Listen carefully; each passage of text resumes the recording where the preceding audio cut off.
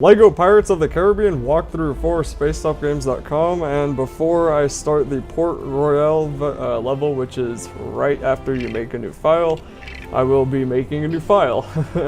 And if this looks interesting to you, it's because I'm playing on the PlayStation 3, and there really is no reason for that, I just can, so yeah. And this cutscene is going to be it's like a 7-minute long cutscene, so I will not be talking much.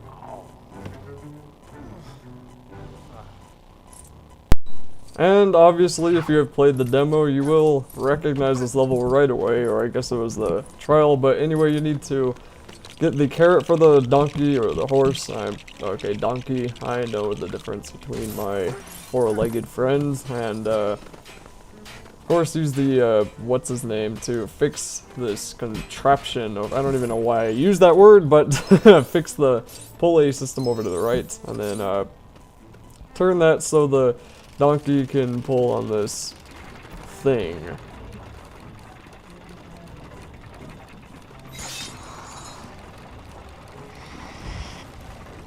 When that happens, the sword will be made.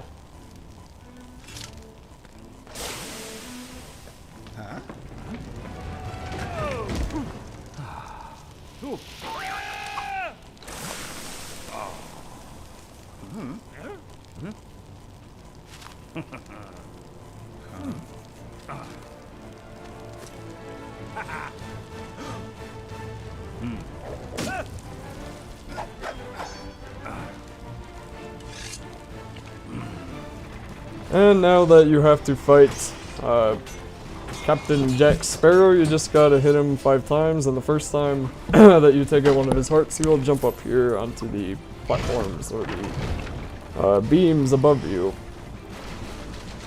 And then you need to build this broken trailer cart, or not trailer, broken cart, whatever you want to call it, and then jump up this rock climbing wall, even though it's probably not rocks, but hey, rock climbing's fun.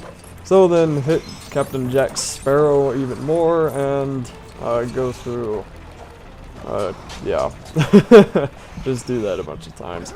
After this part, because there's another kind of long cutscene after this section of this level, I'm going to be talking about what I think about this game, just because it seems like a good time. So until then, just take out his final heart, and then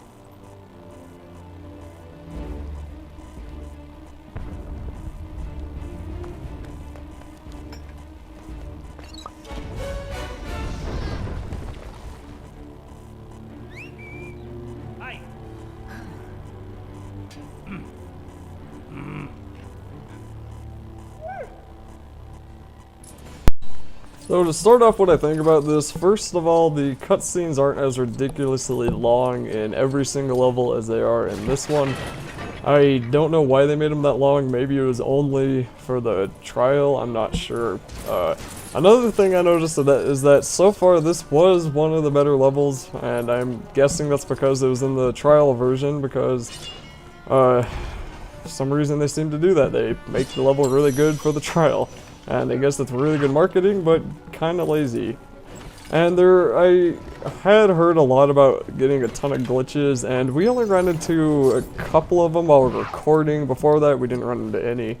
And there are some factors as to why that would happen while you're recording, but so far in the first 3 chapters of the game that we played through, there haven't been as many glitches as I've heard, and I don't know if it's because I'm playing on the PlayStation 3 or what, but I don't know, it's not too bad. I'm actually liking this game a little bit more than Lego Star Wars 3, and the music, love the music because it's got one of the best theme songs ever, and it's finally going back to the actual old level selection, kind of like they did in Lego Batman, and Lego Star Wars even, because it's right there, you don't have to walk 50,000 feet to get somewhere. And levels are just actually a lot of fun, and I kind of like this game, although I would wait until it's a little bit cheaper than $50, $40, because for even a Lego game that just seems a little bit too much. But once it does get cheap, buy it, and it's a whole lot of fun. I mean, as any other Lego game, and the people, Traveler's Tales, and the other people who made this, who worked on this game, they did a lot better than they did since Lego Indiana Jones 2. That was a horrible game. So anyway, reason I didn't talk through that was because it was in the trial version and it was in the first gameplay video I uploaded, so really no use. Really no use to talk about what was in the levels. So of course, throughout the entire game, we're going to be using Jack's compass, and that will be relatively useful because you will need it to pass the level. And there are some levels that right away you can get all 8 of them, and I think in every level you can either get close to all 8 or all 8. And I guess I should just say in every level you can get really close to getting all 8 objects from his compass. And in one of them we actually do get all of them because they're all in the same area, which makes it pretty easy. Some of them you do have to go into free play because they're hidden behind these blocks or these shiny objects that you can only destroy in free play because you don't have the people or the items to destroy it here. So when you put that barrel on that and then kill the rest of the guards, just come on down here, and then there's this random platform here you can build for a blue, whatchamacallit, blue stud, I think. Yeah, not I think, I know it. It's called a blue stud. And then you can also build these ships that are just laying around the level, and we actually missed one. I think we actually missed 2, but we missed one that we could have got, and the other one was one that we could not get. And if it was one we could not get, then we missed that, and it was just a mini kit or a ship in a bottle that we weren't even going to bother with. And for this part, you're going to need to take the barrel underwater and then ride the lift up. And if you miss it the first time, when it falls down, you'll be able to jump on top of it. And then you need to bring this wheel over here so you can turn it, obviously, and get this platform on here. And getting onto that rope is really weird. It's like you don't reach it, but you grab onto it anyway. I don't know what that's about. But right here is pretty much the end of the level.